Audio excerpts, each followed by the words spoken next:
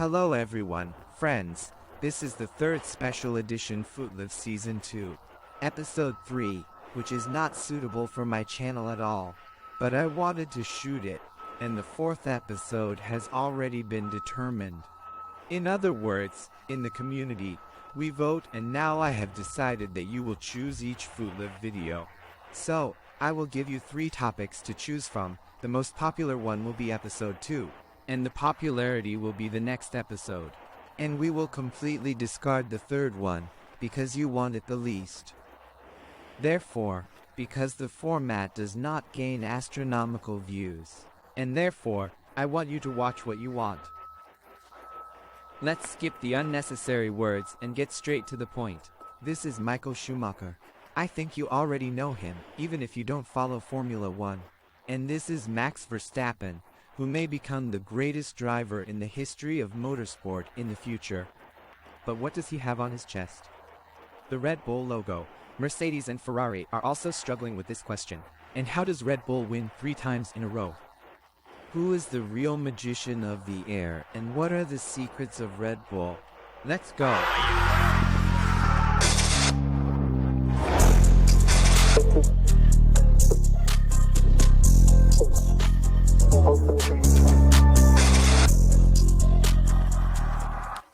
It started with Austrian businessman Dietrich Mateschitz, who in 1986 decided to sell an energy drink that was very popular in Asia and not popular at all in Europe.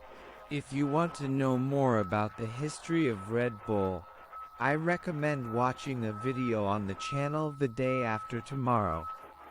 The Red Bull Orange Racing Formula 1 team starts with Ford and its Jaguar Racing team leaving motorsport due to budget constraints. But Austria had the budget, so on the last day of registration for the 2005 season, Red Bull applied, of course, wanting to start their Formula 1 journey with a good result. They wanted to sign former driver Gerhard Berger as their coach, but unfortunately it didn't work out. However, they did manage to sign McLaren driver David Coulthard, who, of course, did not live up to their expectations. Switching to Ferrari engines paid off, and therefore, from 2006 to 2008, they did really well. And from 2009, they switched to Renault engines and Sebastian Vettel became the main driver.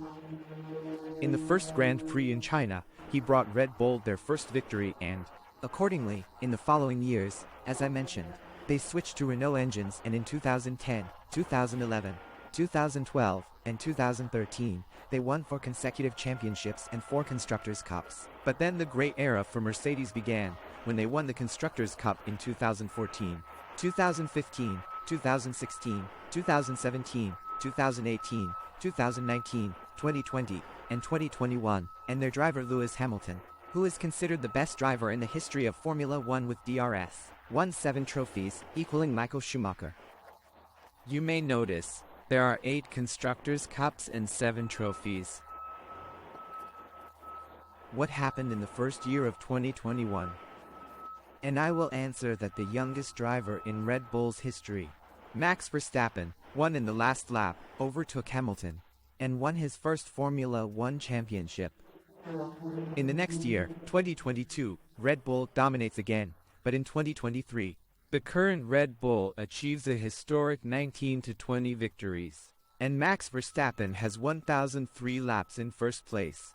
That is, when he was driving, there was 1 lap in first place and 1,003 of them. But how did they manage to do that? Remember, I said something about the magician of the air, Adrian Newey, the man who achieved incredible aerodynamic efficiency. Actually, Red Bull's newest models are the most advanced. RB19 still has some trump cards, a consistently high-performing chassis, brought to perfection, excellent downforce, and a remarkable DRS, which, despite strict rules, is simply executed. Phenomenal, of course, is the first-class driver, but let's talk only about the car today. Well, let's go in order.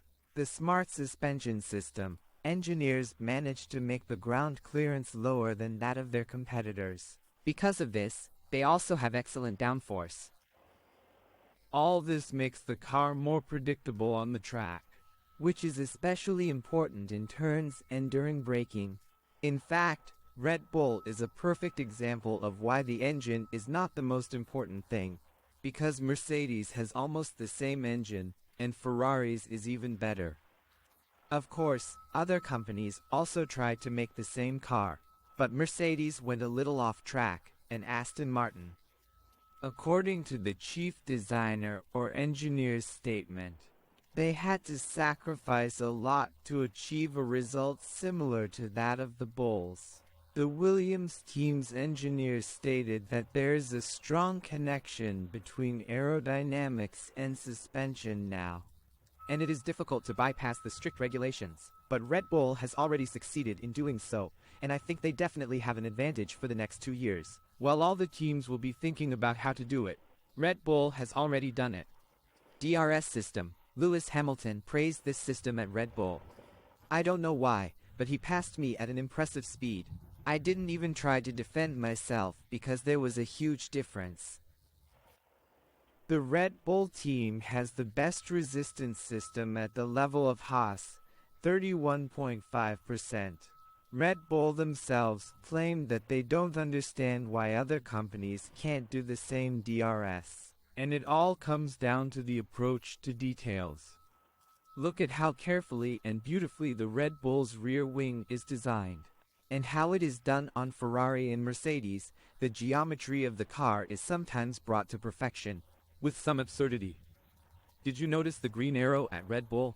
No, well, that's right, because it is the location of the winglet, which simply does not exist on the Red Bull car. And that naturally affects the aerodynamics. The Bulls went so far as to create a double DRS. I could, of course, continue to explain all the intricacies of Red Bull, their car, but a person who does not follow motorsport and thinks like most viewers simply will not understand it. Well, and of course, there is no need to drag it out. This is the new format of quick videos. I hope you liked the video and are looking forward to the next one, which will be about how the Sheiks took over football. Yes, we are returning to football, and most likely, in the next 3 videos, there will definitely be something about football. And if you like the content, don't forget to subscribe to the channel and watch other videos. In the pinned comment, there will be a link for donations and supporting the channel. So, thank you all for watching, good luck to everyone, and goodbye to everyone.